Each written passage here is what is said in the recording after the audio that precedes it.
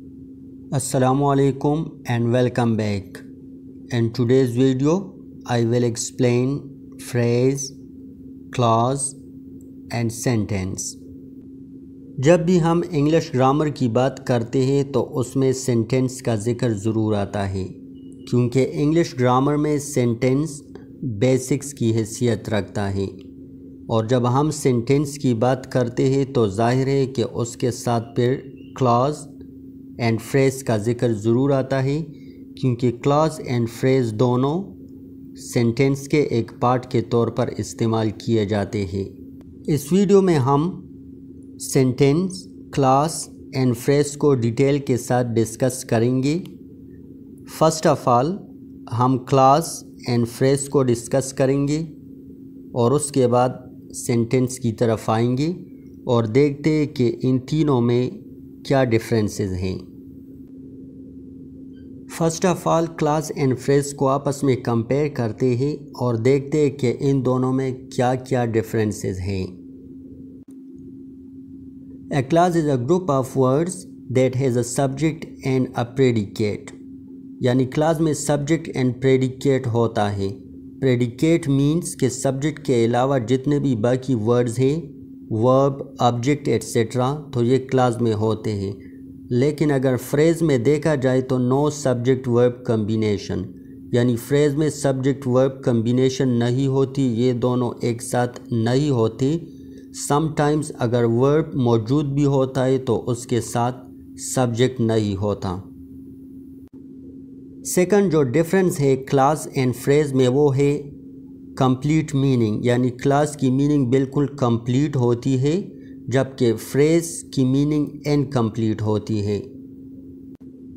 and the third difference is part of a sentence.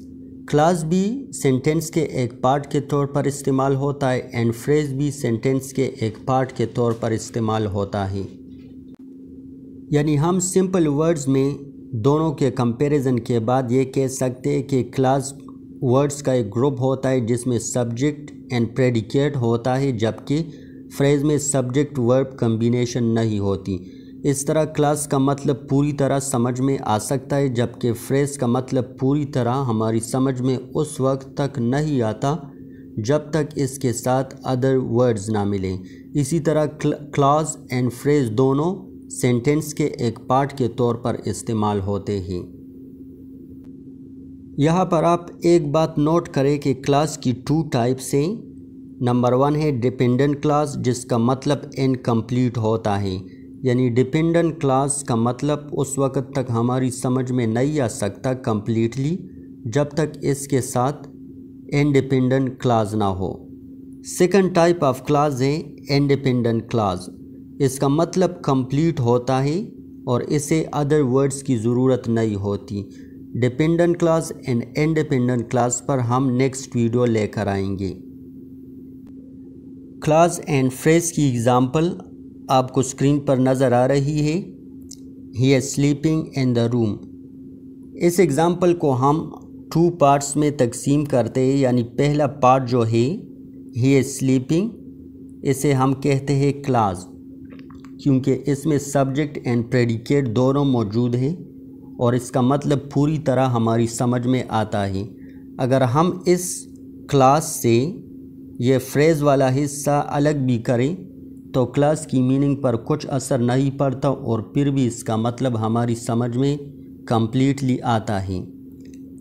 یہ جو next part ہے in the room، اسے ہم phrase کہتے ہیں، کیونکہ اس میں سبجیکٹ اینڈ ورب کمبینیشن نہیں ہے۔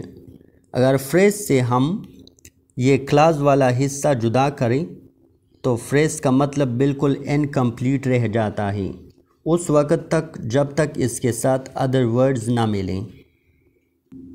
clause اینڈ phrase کے درمیان جو ڈفرینسز تھے وہ آپ نے پڑھ لیے، یعنی clause کی میننگ کمپلیٹ ہوتی ہے، اس میں سبجیکٹ اینڈ پریڈیکیٹ ہوتا ہے، مگر phrase کی میننگ کمپلیٹ نہیں ہوتی۔ لیکن یہاں پر ایک سوال اب پیدا ہوتا ہے کہ اگر clause میں سبجیکٹ اینڈ پریڈیکیٹ ہوتا ہے اور اس کی میننگ بھی کمپلیٹ ہوتی ہے تو پھر clause اینڈ سینٹنس میں کیا فرق ہے؟ clause کے بارے میں ہم آلریڈی پڑھ چکے ہیں۔ لیکن اب سینٹینس کے ساتھ کلاس کو کمپیئر کرتے کہ ان دونوں میں کیا ڈفرینسز ہیں۔ کلاس بھی ایک گروپ آف ورڈز ہوتا ہے اور اس میں سبجیکٹ اینڈ پریڈیکیٹ استعمال ہوا ہوتا ہے۔ اسی طرح سینٹینس میں بھی سبجیکٹ اینڈ پریڈیکیٹ ہوتا ہے۔ کلاس کا مطلب بھی کمپلیٹ ہوتا ہے اور اس کا پورا مطلب ہماری سمجھ میں آتا ہے، یعنی فریز کی طرح انکمپلیٹ میننگ نہیں ہوتی، اور اسی طرح سینٹینس کا مطلب بھی کمپلیٹلی ہماری سمجھ میں آتا ہے۔ یہاں پر آپ یہ بات یاد رکھیں کہ کلاس کی جو 2 ٹائپس ہے تو اس میں ڈیپینڈنٹ کلاس کمپلیٹ میننگ نہیں دیتا، جبکہ انڈیپینڈنٹ کلاس کمپلیٹ میننگ دیتا ہے۔